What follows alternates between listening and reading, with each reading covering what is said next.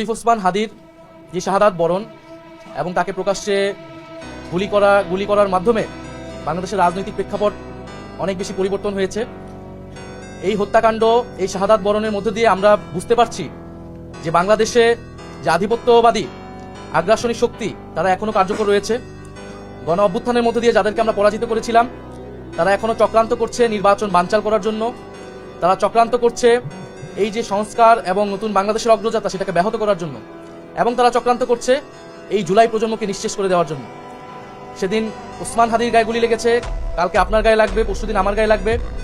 কারণ প্রথম এবং প্রধান টার্গেট করা হচ্ছে এই জুলাই গণ অভ্যুত্থানে যারা অংশগ্রহণ করেছে সারা দেশের তরুণরা, নাগরিকরা, শহীদ পরিবার, যারা আহত যোদ্ধা রয়েছে। ফলে এই পরিবর্তিত প্রেক্ষাপটে আমাদের কাছে মনে হয়েছে, আমরা দলীয় ফোরামে আলোচনা করেছি যে আমাদের এই মুহূর্তে এই নির্বাচন সুষ্ঠুভাবে সম্পন্ন করার জন্য, প্রতিযোগিতা পূর্ণ করার জন্য, এবং যাতে আধিপত্যবাদী কোনো শক্তি আমাদের এই গণঅভ্যুত্থান পরবর্তী অগ্রযাত্রাকে ঠেকাতে না পারে, সেজন্য আমাদের বৃহত্তর ঐক্য প্রয়োজন। সেই তাগিদ থেকেই আমরা জামাতে ইসলামী এবং তাদের যে সমমনা 8 দল রয়েছে তাদের সাথে আমরা কথা বলেছি, এবং তাদের যে নির্বাচনী সমঝোতা, জাতীয় নাগরিক পার্টি এনসিপি, সেই নির্বাচনী সমঝোতায় সম্মত হয়েছে। আমরা জাতীয় নাগরিক পার্টি এনসিপি এবং এই সমমনা 8 দলের সাথে আমরা একত্রে নির্বাচনে অংশগ্রহণ করব বলে আমরা সিদ্ধান্ত নিয়েছি।